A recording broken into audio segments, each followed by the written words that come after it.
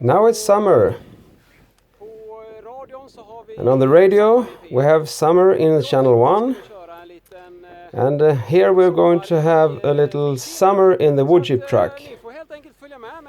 So you simply join me in the woodchip truck. So you can come with me. Welcome to the woodchip truck.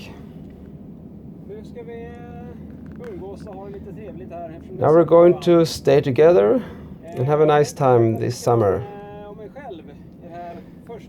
I'm going to tell you a little about myself.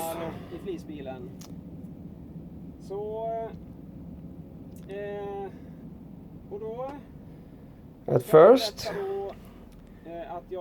I can tell you that I am 46 years old. I have a wife and 4 children.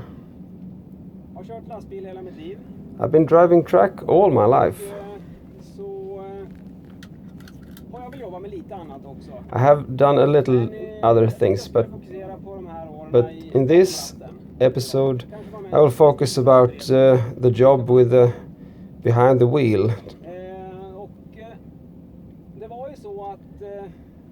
How it begins was that I was working at my father's grocery store in a small village in Gästrikland, Sweden. And I could see the driver coming with the groceries. And I think it was very nice when they come to the store. We were talking a little bit and they were always very happy, and I thought this is a nice job. So I took the driver license in the school, and even before I quit the school, I started to work in a company. I was 18 years old by that time. I was driving eggs. It was an egg truck.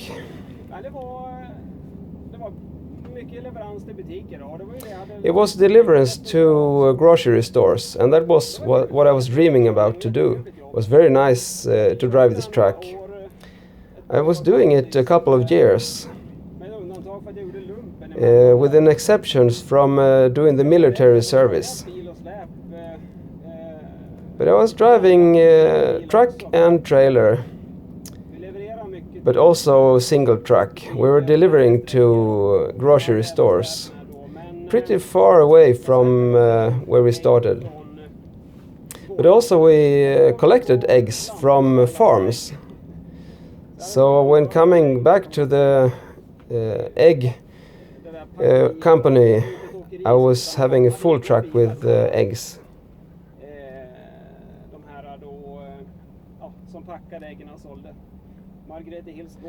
The company was Margrethe Hill's farm, and it was the third biggest egg producer in Sweden, but they are not anymore.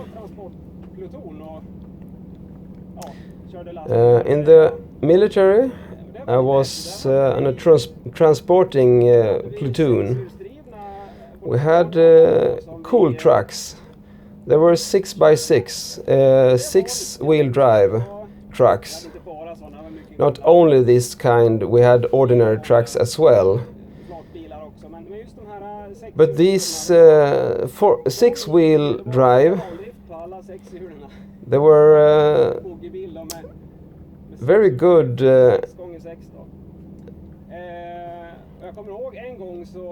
I remember one time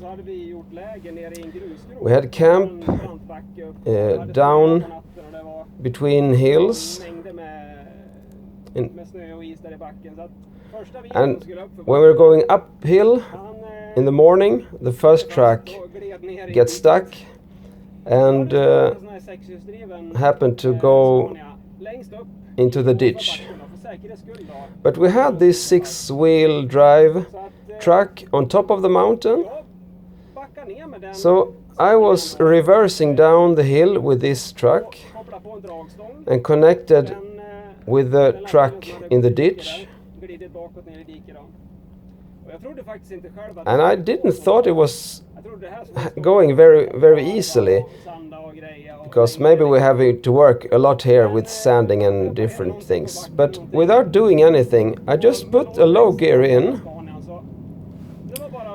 and just drive uphill to pull this 40-ton truck and trailer up from the ditch. So I was very impressed about these trucks. There were Scania and Volvos about this 6-wheel drive, but I think the Scania was best, maybe because of the wheels were more like truck wheels. The other had some kind of other wheels, but they were good too.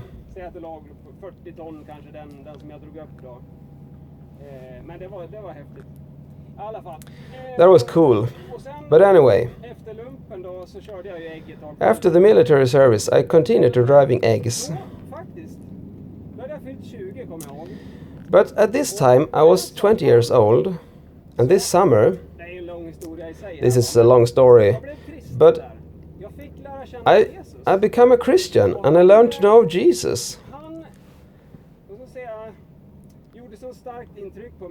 And he was doing a very, very big impact in my life. So it is really a before and after I received Jesus in my life. Before, the life was very often feel like meaningless. But after I met Jesus, every day is meaningful. So maybe I can talk about this more another time. But by that time, after I became a Christian, I wanted to go to Bible school to study the Bible. So I was doing it for 1 year in Sweden. And when it was finished, I wanted to continue work with people more than driving. So I had a job in Gothenburg, and it was in this organization I was working in Gothenburg is still working in Gothenburg, but I had this job at this helping organization called Reningsborg. And what I did there was that I was driving humanitarian help after the war in Bosnia. So I was driving to Bosnia, and this was during the period there was war in Kosovo. But we were driving there a lot of construction materials. But that was not the only thing I was doing at Reningsborg. 1 week I was driving humanitarian help, and the other week I was in Gothenburg driving to collect things from companies and people giving to this organization. There were both stuff that were going to be sold in the second-hand shop or delivered to other countries. We were driving to Romania and Bosnia, but I was mainly only driving to Bosnia. But to drive humanitarian help was a very different kind of work. In Gothenburg was not very special, but to go to Bosnia was very special, and I enjoyed it so much. All the country was destroyed from the war. The infrastructure was very bad. It was poorly with road signs, and it was no bridge and this kind of infrastructure. But it was very fun because you could see every time you come there that there was new houses building all the time, and they were building up the old houses that were destroyed. But anyway, you could follow when they were They were taking away the explosive in the ground. Then they could build new houses. So every time I come there, I could see the region building up more and more every time. So we were driving a lot of construction material like doors and windows and because there were in Gothenburg, it was very common to by that time to tear down buildings that were not used. So we collected a lot of things from these houses, like doors and windows and etc. But because the infrastructure was very bad, there were boats with pontoons instead of bridges. So I remember, especially in the night when we were going on the roads in Bosnia, we're coming to the water, and we were going on these pontoons. So when we were driving on these pontoons with fully loaded truck, the pontoon was really rising. And then when you're coming onto it fully, it rises up again. So, and they were crowded with cars around the truck. And when they're pulling this with the boat out on the river,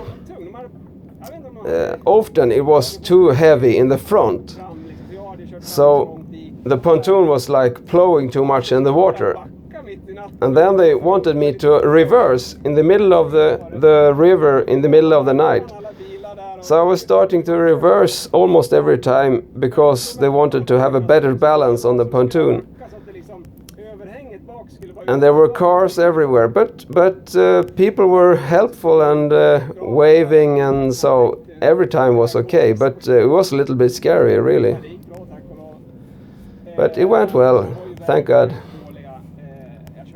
And the roads were pretty bad condition too. Often I taken the wrong road.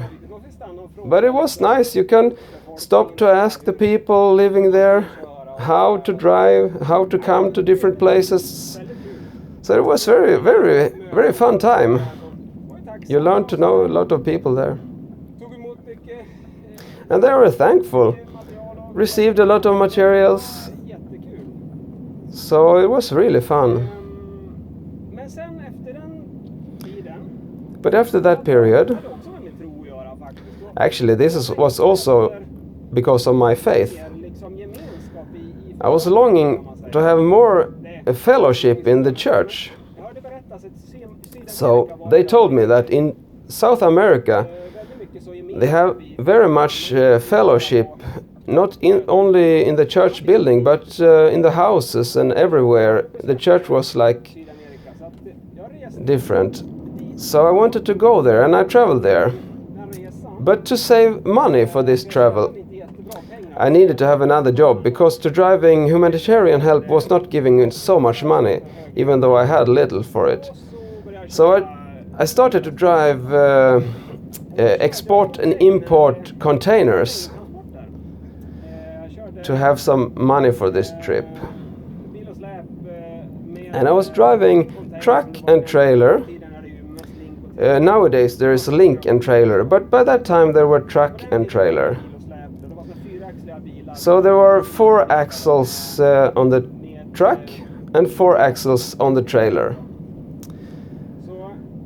And we're driving these containers all over southern Sweden.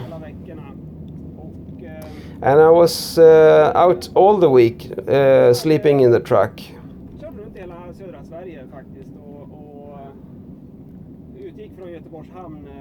We were starting always in the Gothenburg harbor. And this was a very nice job, actually. I liked it very much.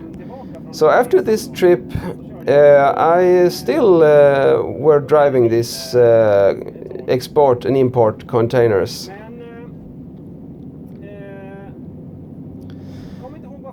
But I don't remember really why I ended this job. Oh yeah, now I remember. The company started to take foreign drivers from other countries to have lower salary. And they wanted me to start driving with the percentage of how much the truck earned. But I didn't want this, so I started to drive in another company. There was this fresh fish from the ocean. So the fishing harbor in Gothenburg, I started in this company. So I drive to Stockholm and Norrköping in Sweden in the night. It was very nice to work there. We were loading together in the evening. So the fishing companies, they were coming with their pallets and boxes to this big cold room, the fridge there in the harbor, and we were separating it on different trucks, and then we're all going on different directions all over Sweden. What I liked most about it was the fellowship in the harbor. So we were like having a good chat every evening, and but why I stopped with this job was because I met a beautiful and wonderful girl, and we were getting married, and I want to stay home more, not sleep in the truck anymore. So then I started on DHL, and I was driving a small truck and working in 5 years there. At first I was driving a very hard trip only in Gothenburg, a region in Gothenburg, from house to house. But after that I had on the same company a better drive to drive longer distance, but in the bigger region around Gothenburg. And I liked it so much. And I also had the truck by my house where we lived, so it was kind of a good job.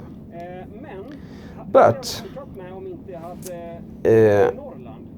I would really prefer to continue this job, but because we were moving to the north of Sweden to help a church there, by that time I started to drive woodchip truck. That was my first job with the woodchip truck. There was a woodchip truck company in the north of Sweden, but there was a south of the north. So I had a truck placed in Sandviken in Sweden.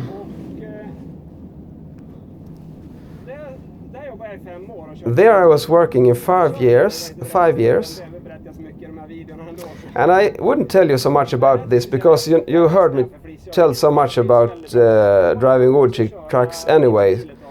But that's when I get stuck by driving woodchip truck. I like it so much.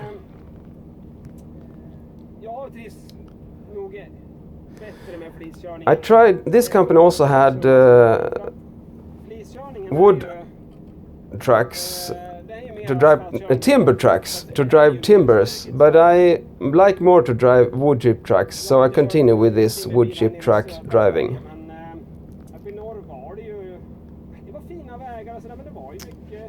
To drive timber it was kind of a good job too, but it was more driving in the forest and a lot of slippery roads. So what I like with woodchip truck is that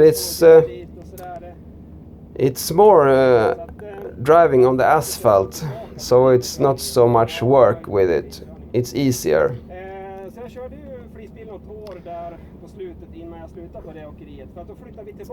But eventually we ended up to moving back to Gothenburg again. And I quit this job in the north and start working on a wood chip truck company here south of Gothenburg. So after that, I have been driving wood chip truck almost every year, from some exceptions. I was driving a hook truck, what we call them in Sweden. There is containers you can unload yourself with this truck. And I liked it a lot, but I like wood chip truck more. But I quit this job from other reasons, but I will tell you more about this in the next episode.